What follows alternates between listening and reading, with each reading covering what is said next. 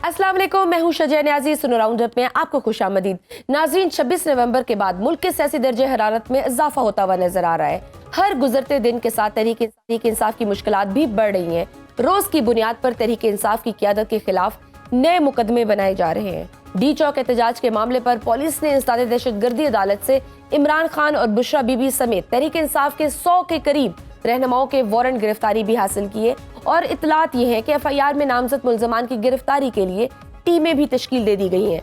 D चौक एहतजाज के बाद तहरीक इंसाफ की क़यादत और इमरान खान के खानदान में भी वाज़े इख्तिलाफात दिखाई दे रहे हैं। खुद बानी पीटीआई भी जेल से यही तासुर दे रहे हैं कि पीटीआई लीडरशिप और इमरान खान के खानदान एक पेज पर नहीं। कल उन्होंने जेल में मीडिया से गुफ्तगू करते हुए कहा कि मुझ तक दुरुस्त मालूमात नहीं पहुंचाई जा रही। बैरिस्टर गौहर के हवाले से उन्होंने ये तक कह दिया कि उनको कुछ मामलात की समझ नहीं। अलीमा खान ने भी पार्टी क़यादत के बयानात पर तशवीश का इजहार करते हुए कहा कि अगर किसी को कोई भी मालूमात दरकार हो तो वो इमरान खान के खानदान से बराह रास्त बात करें, किसी भी अननोन सोर्स से बात ना की जाए। अलीमा खान ने बुशरा बीबी की तर्जुमान मिशाल यूसुफजई को भी झूठा करार दे दिया। दूसरी तरफ हुकूमत डी चौक एहतजाज के बाद कोई रियायत बरतने के मूड में नहीं नजर आ रही। हुकूमती वज़रा और नून लीग के रहनुमा अब भी इस बात पर कायम है कि डी चौक एहतजाज में कोई गोली नहीं चली। हलाकतों के मामले पर तहरीक इंसाफ सिर्फ प्रोपेगेंडा कर रही है। हुकूमत इस प्रोपेगेंडे से निपटने के लिए पीका एक्ट में तरमीम भी करने जा रही है, जिसके मुताबिक फेक न्यूज फैलाने वाले को 5 साल तक कैद और 10 लाख तक जुर्माना हो सकता है। अब सवाल यह है कि क्या ये कानून सिर्फ अपोजिशन को क्रश करने और इंतकामी सियासत के लिए इस्तेमाल होगा या फिर इसका कोई मस्बत इस्तेमाल भी होगा। आने वाले दिनों का सियासी मंजरनामा, तहरीक इंसाफ की हिकमत अमली क्या होगी। पीटीआई लीडरशिप और बानी पीटीआई के खानदान में जो कम्युनिकेशन गैप पाया जाता है, ये फिल हो पाएगा या फिर इख्तिलाफात मजीद बढ़ेंगे। इस्लामाबाद के पावर कॉरिडोर्स में होने वाले चंद माह में एक नए सेटअप की भी अफवाहें गर्दिश कर रही हैं। ये सेटअप क्या है और ये कितना कारगर साबित होगा, इस सब पर बात करने के लिए हमें ज्वाइन किया सीनियर सियासतदान हैं मोहम्मद अली दुरानी साहब। सर, आपके वक्त का बहुत शुक्रिया और हम आपको सुनो राउंडअप में खुशामदीद भी कहते हैं। सर, 24 नवंबर की फाइनल कॉल के बाद ज़मीनी हकाइक देखें तो तहरीक इंसाफ और बानी पीटीआई की मुश्किलात बढ़ती हुई नजर आ रही हैं। नए मुकदमात भी दर्ज हो रहे हैं। क्या मुस्तकबिल करीब में कोई आप देख रहे हैं कोई सुलह की गुंजाइश पैदा होती हुई नजर आ रही है? बिस्मिल्लाहिर्रहमानिर्रहीम। देखें, सुलह की गुंजाइश का इस वक्त की जो सूरत हाल है वो ये है कि उसका पूरे का पूरा अख्तियार इस वक्त हुकूमत के पास है और अगर हुकूमत चाहे तो यकीनन सुलह हो सकती है। अगर हुकूमत अब तक नहीं चाह रही तो सुलह नहीं हो रही। लेकिन इसका नुकसान जो हो रहा है वो यकीनन मुल्क को हो रहा है। हुकूमत शायद इसीलिए बहुत ज्यादा सुलह में interested. Sir, are you sure कि मौजूदा हुकूमत के पास सुलह का इख्तियार है?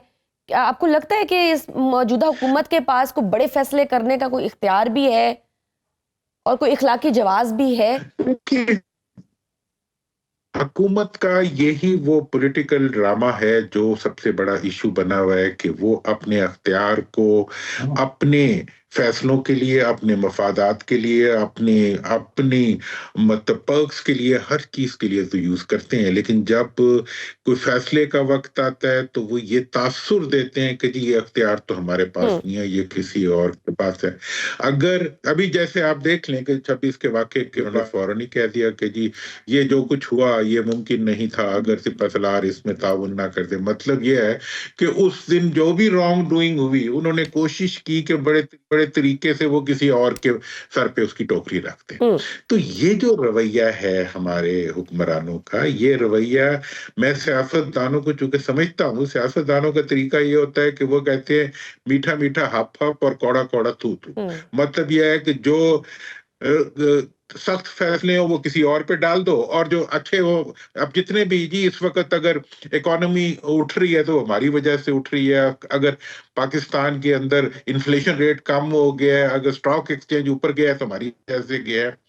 भाई इस वक्त कुछ आपकी वजह से किया है तो जो गलत चीजें हुई हैं वो भी आपकी वजह से हुई हैं। अगर अवाम पे जुल्म हुआ है वो भी आपकी वजह से हुआ है। अगर आप एडमिनिस्ट्रेटिवली चीजों को मैनेज नहीं कर सके उसके जिम्मेदार भी आप हैं। और सबसे बड़ी बात जो है वो ये है कि इस वक्त पॉलिटिकल रिकंसिलिएशन मुल्क की जरूरत है जो आपकी वजह से नहीं हो रही, क्योंकि आप फॉर्म 47 वाले हैं और आप 45 राना को सनाउल्लाह नहीं साहब तो देना बार चाहते बार हो। कह रहे हैं, हम तो पेशिश कर रहे हैं, वो कह रहे हैं कि प्राइम मिनिस्टर साहब की भी ऑफर मौजूद है कि आए मुज़ाकरात के लिए। इमरान खान साहब ही रेडी नहीं है मुज़ाकरात के लिए, वो तो ये क्लेम करते हैं। वो अब मुझे राणा साहब से ये पूछ के बता दें कि वो जेल जाएंगे वजीर आजम या जेल वालों को अपने पास बुलाएंगे। हम्म ये क्या बात है? देखिए ना, ये तो वो बता दे ना कि हम्म अगर वजीर आजम चाहते हैं कि उन्हें भी जेल में डाल दिया जाए और वो जेल में जाके आपस में बैठ के मुज़ाकरात कर ले तो ठीक है। हम्म वरना अगर जिस लीडरशिप से उन्होंने मुज़ाकरात करने हैं वो कोई मतलब आम आदमी नहीं है, वो आप ही की तरह चंद साल पहले जो है वो इस मुल्क के वजीर आजम थे। अगर आज आप वजीर आजम है तो गुज़श्ता कल वो वजीर आजम थे। अगर एक वजीर आजम ने दूसरे वजीर आजम से मुज़ाकरात करनी है तो उसका क्या तरीका होता है कि उसको बाइज्जत तरीके पे लाके सामने बिठाते हैं। हम्म इस वक्त मैंने तो पहले भी ये तजवीज दी है कि तमाम इश्यूज को हुकूमत को पार्लियामेंट में लाना चाहिए, जो कि अच्छा हुआ कि इमरान खान साहब ने भी वही बात कह दी कि हम्म तमाम डिस्कशंस को पार्लियामेंट में लाएं। दूसरी चीज जो वजीर आजम को करनी चाहिए वो ये है कि फौरी तौर पे सियासी असीरों को रिहा करके भले उन्हें ईसीएल पे डाल दें, कोई मुल्क से नहीं जाएगा। हम्म अगर मुल्क से उन्होंने बाहर जाना होता तो वो आपकी तरह बहुत पहले भाग गए होते। वो मुल्क हम्म से बाहर नहीं जाएंगे, उन्हें लाके अपने सामने बिठाएं, ईसीएल पे सारों को डाल दें, हम्म जो मुल्क के अंदर ही रहें। तीसरी बात, ये मैं गारंटी करता हूं कि अगर आप जेलों से लोगों को निकाल देंगे फिर जुलूस नहीं निकालेंगे, फिर लोग आपके सामने बैठ के बात करेंगे। फिर आप ये ना कहें कि जी अब तो हम सोशल मीडिया की गर्दन दबा रहे हैं, तो अब ऑब्वियसली टीवियों के ऊपर जब आप उनको स्पेस नहीं देंगे, उनसे बातचीत नहीं करेंगे, तो वो एहतजाजी सियासत की तरफ जाएंगे। लेकिन सर, आपको नहीं देखें। लगता अब जिस तरह से इमरान खान साहब ने जो 3 मुतालबात रखे हैं, एक तो ऑब्वियसली पॉलिटिकल प्रिजनर्स हैं, उन्होंने कहा है कि उनकी रिहाई। दूसरे जो उन्होंने कहे हैं, आपको लगता है कि हुकूमत वो करेगी? वो क्यों करेगी? और फिर जो एक देखिए फियर है, फिर जो हम्म, उनका एक फियर है, उनको ये भी तो डर है कि अगर हमने ऐसा कुछ कर दिया, अगर बाहर ले आए, तो कहीं वो हमें ही अंदर ना कर दे। अंदर कैसे मिसट्रस्ट भी करेंगे? है, फियर भी है ना। मिस्ट नहीं नहीं, मिसट्रस्ट तो है ही नहीं। ये तो एक फूलिंग द नेशन वाली बात है, हम्म कौम को बेवकूफ बनाने के लिए एक ड्रामा है कि जो हम इन्हें बाहर लाएंगे तो ये हमें अंदर बंद कर हम्म देंगे। वो कोई जिन है या कोई इंसान है कि जी जिन बोतल से निकल सर, आया नैब तो के फिर थ्रू ही हम होता है ना, जिस तरह से नैब हमने देखा है ना कि देखिए। एग्जीक्यूटिव का कब्जा है, अभी भी यही हाँ, हो रहा है ना। तो उनको ये डर है कि जो हम कर रहे हैं हमारे साथ भी यही हो सकता है। हालांकि बुशरा बीबी के थ्रू उन्होंने, देखिए इमरान खान साहब वो ने तो पैगाम भी दिलवाया कि मैं किसी से कोई बदला नहीं लूंगा। देखिए, बदला लेने का अख्तियार किसी वजीर आजम के पास होता ही नहीं। हम्म अगर आज के वजीर इस इख्तियार ने इस्तेमाल नहीं करेंगे तो कल का वजीर आजम भी नहीं कर सकेगा। हम्म अगर आज का इस्तेमाल करेंगे तो कल वाला भी करेगा। बात यह है कि आप कब तक किसी को जेल में रखेंगे? इनका एक वजीर कहते फिर रहे हैं, इनके एक सेनेटर कहते बेचारे कहते फिर रहे हैं कि जी खान साहब की जान को खतरा है।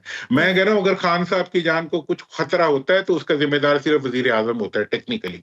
तो एफआईआर अभी से वो अपने खिलाफ खुद काट लें। मतलब ये है कि इस वक्त वो रिस्क ले रहे हैं जिसकी वजह से मुल्क को नुकसान पहुंच रहा है। इस वक्त हुकूमत को ये चाहिए कि वो बाहर सूरत देखें। वजीर खजाना ने कहा कि 190 बिलियन का डेली नुकसान हो रहा है इस जी कंट्रीब्यूशन की हम्म वजह। जब से उन्होंने वो ये स्टेटमेंट दिया, वजीर खजाना के मतलब वजारत खजाना में ही तब्दीलियां शुरू हो गई, अख्तियारात को आगे पीछे किया जा रहा है और उनको ही मार्जिनलाइज किया जा रहा है। जबकि मैंने पहले भी बताया था कि इस वक्त हुकूमत अगर माशी तौर पर किसी हद तक परफॉर्म कर रही है तो उसकी वजह यह है कि खजाने की चाबी मौजूदा हुकूमत के पास नहीं है, एक ऐसे फर्द के पास है जो डायरेक्टली इनके कंट्रोल में नहीं है। अब वो अब फौरी तौर पे इस वक्त वो ये चाह रहे हैं कि लेकिन कोई बहाना बना हाँ, के खजाने की कुंजी दोबारा अपने पास ले आए ठीक है सर, और जिनके पास उस फिर खजाने की तरीके से कुंजी है और जिनके पास कंट्रोल है, फिर वो भी तो अपनी कंडीशन इम्पोज करते हैं ना। वो भी कह रहे हैं कि 9 मई पर पहले माफी मांगे, सिद्ध के दिल से माफी मांगे, फिर बात आगे बढ़ेगी। वो जब राजी नहीं होंगे सर आगे मुज़ाकरात के लिए, तो हुकूमत को भी तो चाहिए ना वहां से भी गो अहेड। ये तो डेडलॉक फिर ऐसे ही बरकरार रहेगा ना। 9 मई का जहां तक ताल्लुक है, 9 मई का जो असल मुजरिम है वो हुकूमत है। 9 मई के किसी का आज तक इस्तीफा ना बनाना हुकूमत का जुर्म है। उस दिन एक फौजदारी जुर्म, वो सियासी जुर्म तो नहीं था जो कुछ 9 हुआ।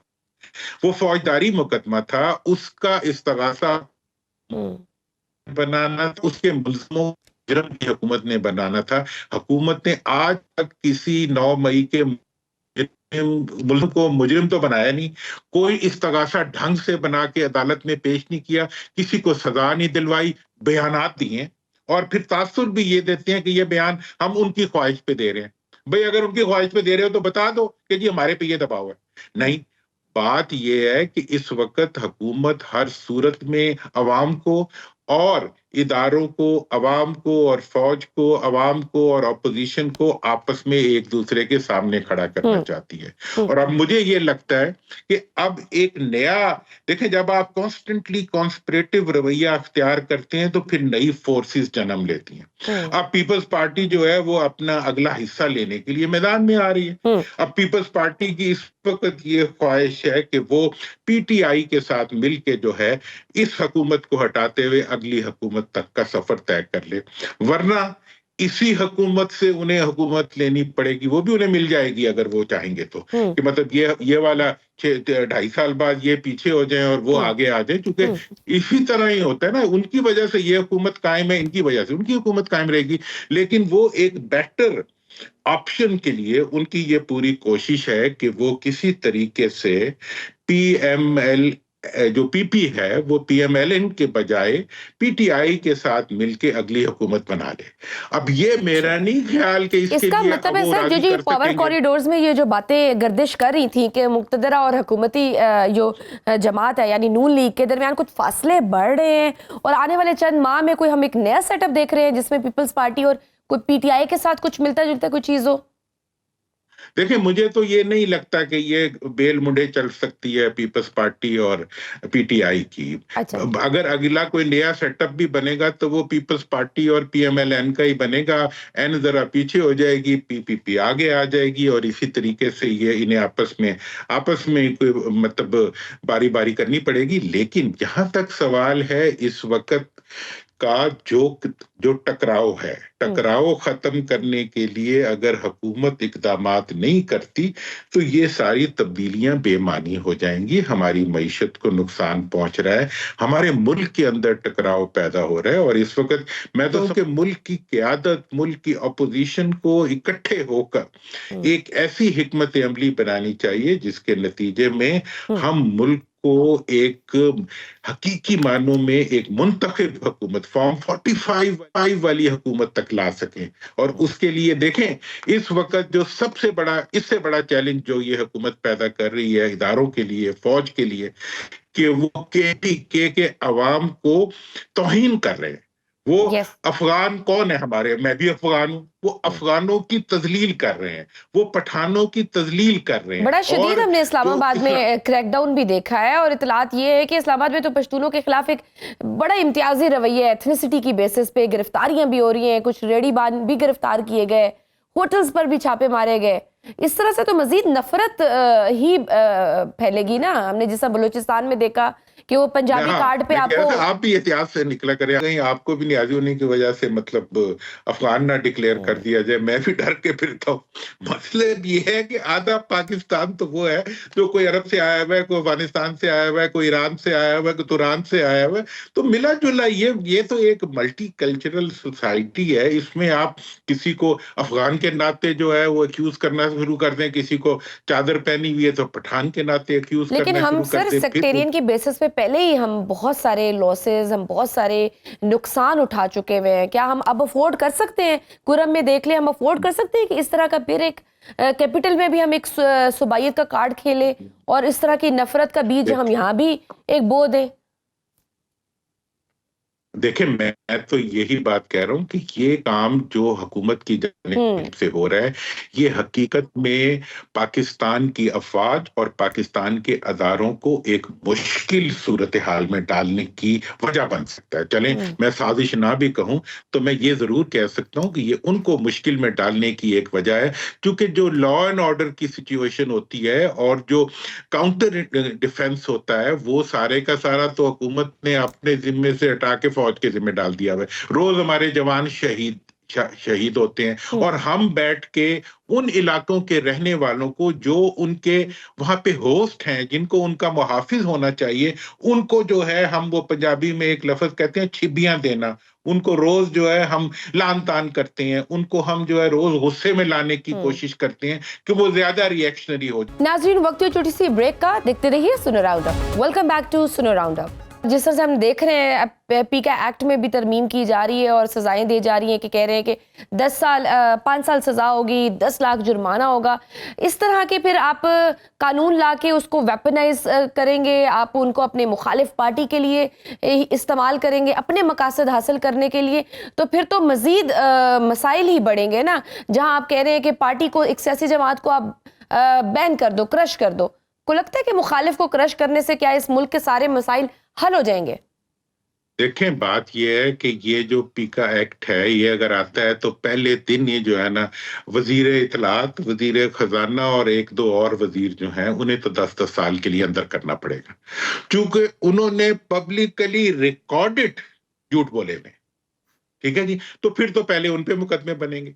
आप देखें कि आप कर क्या रहे हैं और कानून क्या ला रहे हैं।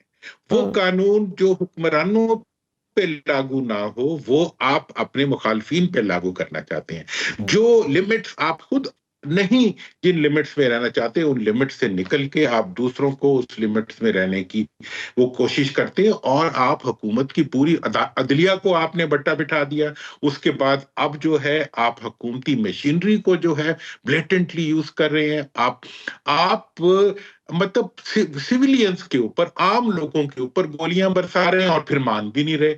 पूरी दुनिया में हमारी बेइज्जती हो रही है, इंटरनेशनल मीडिया में हमारी बेइज्जती हो रही है। हमारा अपना मीडिया जो है वो चीज, ये क्या फर्क पड़ता है कि 2 हैं, 10 हैं या 12 हैं, एक भी है तो क्यों है, सवाल तो ये है। हाँ। एक भी है तो तुमने माना है कि एक बेकसूर आदमी गोली से शहीद हुआ है? भाई, अगर वो सिपाही हो तब भी वो शहीद है, वो शहरी हो तब भी वो शहीद है। वो तो बेचारा किसी मकसद से आया था, वो यहाँ बैंक लूटने के लिए आए थे डी चौक के ऊपर। तुम लोग तो हुकूमत में हुकूमती खजाने लूटने के लिए आते हो। वो जो भी चल के आया था, वो तुम्हारे ख्याल में बहुत बुरा था। क्या वो यहाँ चोरी करने आया था?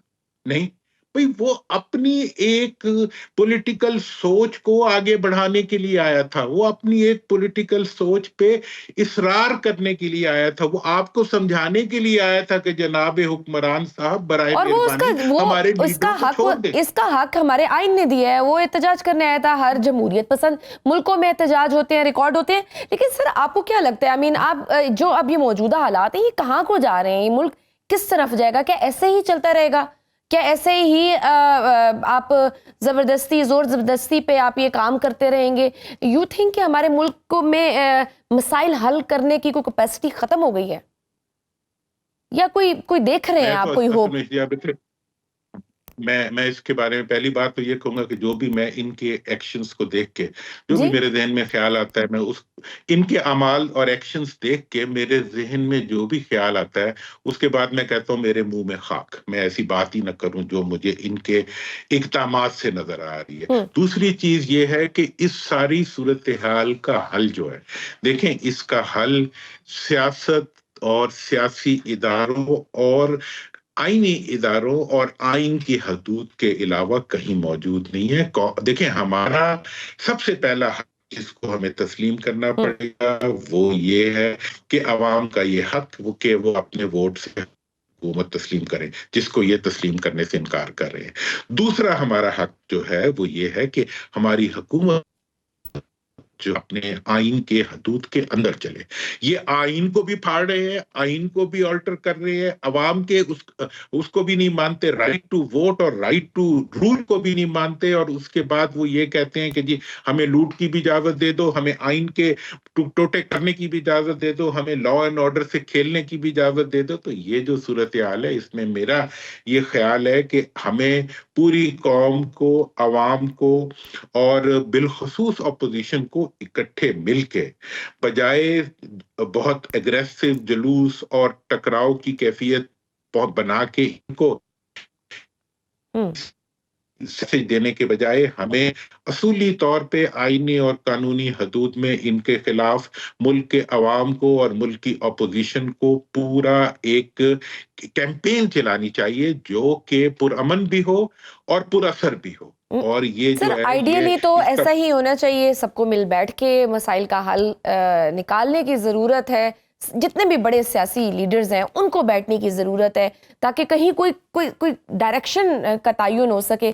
बट सर अभी जो रियलिटी है वो इसके अपोजिट है।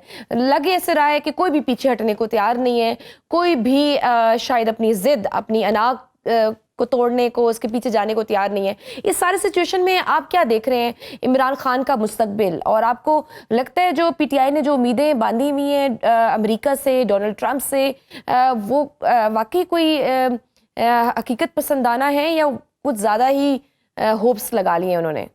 देखिए, मेरा तो ख्याल है कि जहां तक डोनाल्ड ट्रंप साहब का ताल्लुक है या आपके दूसरे जो मुख्तलिफ ममालिक के सरबराहान हैं उनका ताल्लुक है, माजी में उनका एक रोल रहा है, लेकिन उनका रोल हमेशा होता था कि अच्छा जी आपको हम यहाँ से सेफ पैसेज दिलवा देते हैं, आपने कहीं बाहर जाना है तो मियां साहब ने भी हमेशा वो सेफ पैसेज लिया और उन्होंने भी लिया। लेकिन खान साहब का केस ये है कि वो सेफ पैसेज तो चाहते नहीं है, वो अपने लिए पैसेज लेने के लिए तैयार नहीं है। वो कहते हैं मेरी पूरी कौम को सेफ पैसेज दो कि वो जिंदा रह सकें, वो आजाद रह सकें, वो आइन के तहत रह सकें। इसमें अमेरिका बहादुर कितनी मदद कर सकेगा कितनी नहीं कर सकेगा ये तो टाइम ही बताएगा। लेकिन इस वक्त जो हमारी जरूरत है, और मैं समझता हूं कि हमें किसी को भी कानून को हाथ में लिए बगैर अपने इस हक को कि हम अपना आईनी और कानूनी हक मांगते रहे, उस पे इसरार करते रहे। मैंने तमाम मुल्क के अपोजिशन लीडरों से कहा है कि अब वक्त आ गया है कि हम इकट्ठे बैठे और इकट्ठे बैठ के हम कम से कम अपोजिशन का एक ऐसा कोऑर्डिनेशन बनाएं, जो कोऑर्डिनेशन जो है ये क्लियर मैसेज दे कि पूरी कौम जो है वो ये चाहती है। और ये मेरा ख्याल ये है कि इंशाल्लाह इसमें पीटीआई भी ताउन करेगी और बाकी पार्टियां भी मिलके जब एक पुरअमन तहरीक को आगे बढ़ाएंगी। देखें, जब टकराव की तरफ ऑपोजिशन जाती है तो हुकूमत उसमें से अपनी डिस्टॉर्शन के जरिए साजिशी रास्ते निकाल। इस हुकूमत को साजिश का मौका ना दें, क्योंकि ये टकराव चाहती है। ये इस वक्त एक ऐसी ज़हनी जिसे कहते हैं ना कि मुतशद्दद हो चुकी हुई है हुकूमत की, वो चाहती है कि उसके ओपोनेंट्स खत्म हो जाएं, सुंजियां हो जाएं, गलियां विच मिर्जा यार फिरे वाला इनका हाल है।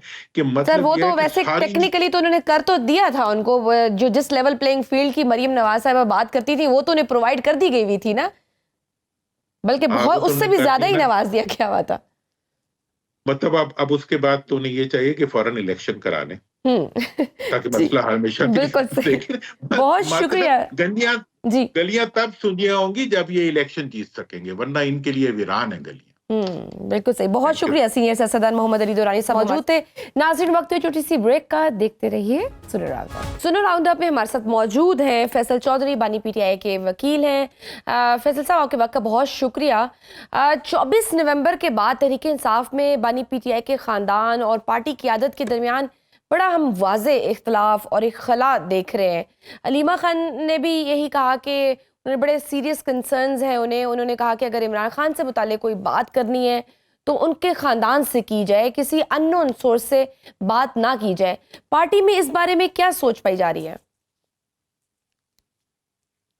अलीमा खान ठीक कह रही हैं। देखिए, जो उनका तो रेफरल जो है वो स्पेसिफिक ट्वीट्स की तरफ से था कि अगर वो ट्वीट्स हो रही हैं तो बेहतर यही है कि आप अलीमा खान साहब से बात करें या सलमान राजा साहब से बात कर लें, या कोई लीगल टीम के जो मेंबर्स हैं जिनके रोज इंटरेक्शन होता है उनसे कंसल्ट करके जो है बात करनी चाहिए ना। अदरवाइज तो फिर वो ये होता है कि आप जो लोग बाहर बैठे हुए हैं उनके कोई लोग उनको कैसी चीज बता देते हैं, कोई कैसी चीज बता देते हैं। दीज इश्यूज जो है फिर हमारा भी जॉब डिफिकल्ट करते हैं। तो उनकी बात बिल्कुल ठीक है, इसमें डिफरेंसेस वाली बात तो ठीक नहीं है। हाँ, भाई मोडालिटी है वो, बिल्कुल अलीमा खान ठीक कह रही हैं। कोई भी इमरान खान साहब से मुतालिक बात होनी चाहिए तो उनके थ्रू होनी चाहिए, जो मुलाकात होती है उनकी। तो मतलब अंसार अब्बासी साहब की एक खबर भी थी, उन्होंने भी यही कहा था कि बड़ा एक कंसर्न्स पाए जाते हैं इवन पार्टी में भी, स्पेशली सोशल मीडिया को लेकर, और जो बाहर की क़यादत जो बाहर बैठी हुई है वो इस तरह के बयानात दे देते हैं, सोशल मीडिया पे ऐसी चीज़ें आ जाती हैं। और फैसल वावडा साहब का भी हमने देखा कि किस तरह से उन्होंने कहा कि बनी पीटीआई का जो ट्विटर अकाउंट है वो इस्तेमाल किया जा रहा है एक मुनज़्ज़म एंटी स्टेट तहरीक के लिए।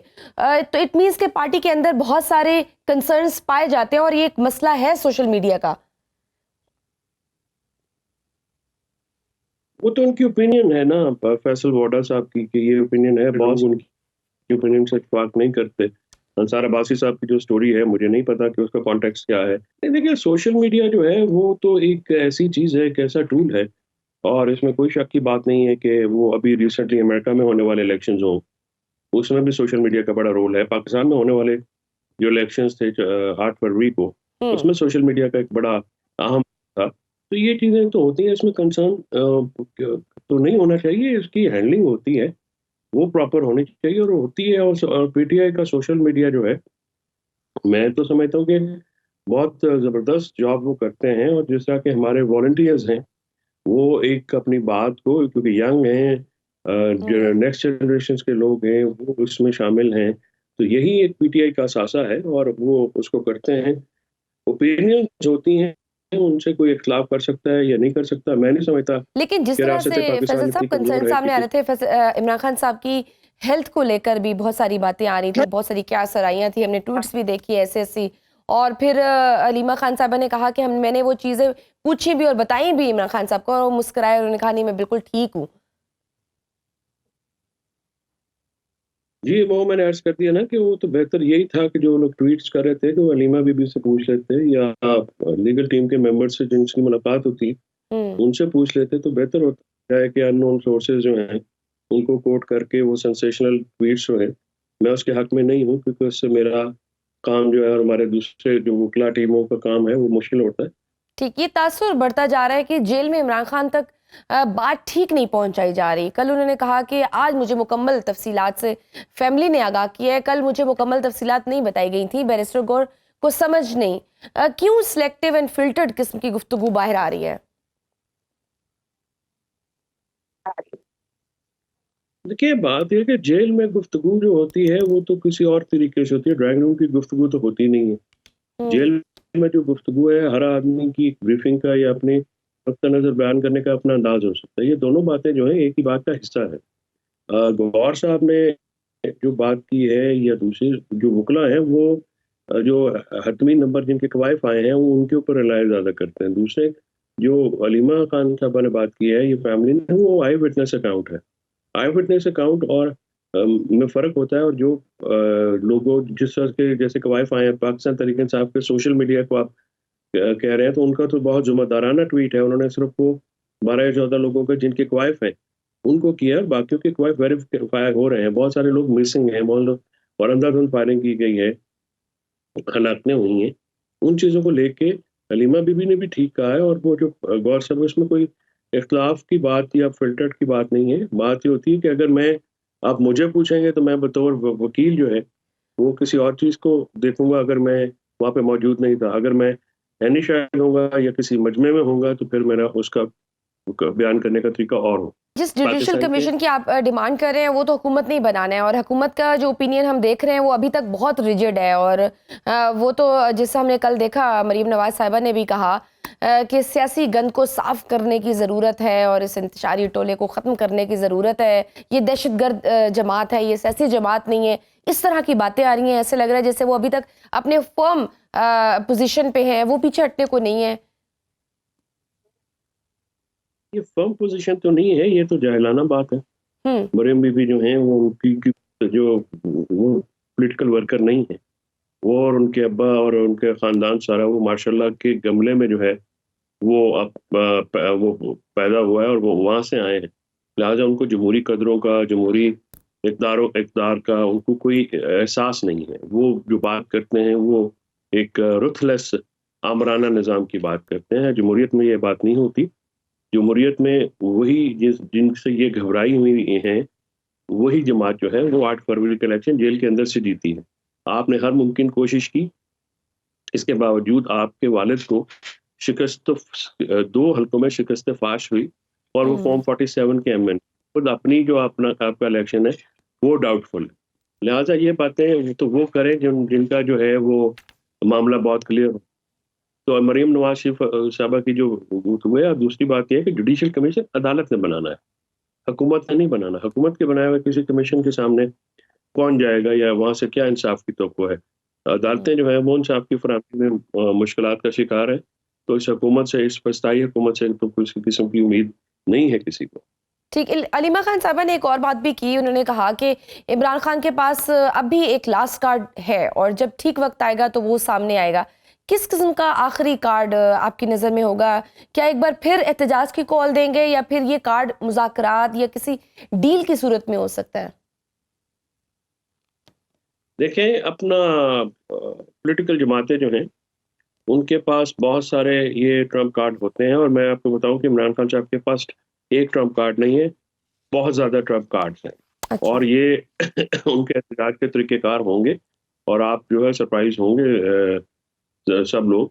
हमारे पास जो है वो अभी तरकश में काफ़ी कमान है जो कि चलेंगे और निशाने पे लगेंगे, और उससे इस हुकूमत को काफ़ी तकलीफ पहुंचती रहेगी और हम पहुंचाते रहेंगे। ठीक। अच्छा, सियासत में जब भी मामलात होते तो हमेशा मुज़ाकरात की टेबल पर ही हल होते हैं। तो तहरीक इंसाफ और हुकूमत में कोई आपको लग रहा है कि कोई मुज़ाकरात हो सकते हैं, कोई ब्रेक थ्रू हो सकता है? क्योंकि अब सब यही बात कर रहे हैं कि अब ऑब्वियसली ये जो कुछ हो चुका है, थोड़ा सा टेम्परेचर नीचे आया है तो हमें इसको अवेल करना चाहिए। ये जो सब कुछ हो चुका है इसके बाद टेम्परेचर राइज हो गया है। आप को शायद ये एक मैं कहता हूँ कि मीडिया स्टंटिंग है कि टेम्परेचर लो हुआ है। टेम्परेचर बहुत राइज हो गया है, इसमें खून शामिल हो गया है। अब मुज़ाकरात के 3 पॉइंट एजेंडा है और एजेंडा शहदा का है हमारा। हम वो नंबर 1 एजेंडा है इस वक्त। उसके जो जिम्मेदारान हैं उनको खिलाफ करार वाकई कार्रवाई होनी चाहिए, और हम उस कार्रवाई को बिल्कुल लेके चलेंगे, और हम चाहते हैं कि वो हो। इस तरह से नहीं हो सकता कि जो है वो करार वाकई सजा न मिले जो जिम्मेदारान को, और ये कहा जाए कि ये जो खून है। लेकिन हमने हमने माजी में भी देखा, जैसे इमरान खान साहब पे भी हमला हुआ, FIR भी दर्ज नहीं हो सकी, कोई आउटकम नहीं निकला, जो थे मुल्जिम उनको कोई सजा नहीं मिली, कटहरे में नहीं आया। अब क्या हो जाएगा? ऐसा क्या डिफरेंट हो जाएगा? आपकी जो गुफ्तगू में जो मायूसी है मैं इसको शेयर करता हूँ, और ये पूरी कौम शेयर करती है। यही निज़ाम इंसाफ है जिसको बेहतर होना चाहिए। जमहूरियत में और अमरीत में बुनियादी हकूक की प्रोविजन जो है वही एक डिफरेंस होता है। अगर जमहूरियत में बुनियादी हकूक ख़त्म कर दिए जाएँ, आइनी हकूक ख़त्म कर दिए जाएँ, तो वो अमरीत बन जाती है। और अमरीत जो है अगर जमहूरी असूलों पर चलनी शुरू हो जाए तो तर्ज हुक्मरानी है वो भी जमहूरी बन जाती है। ठीक।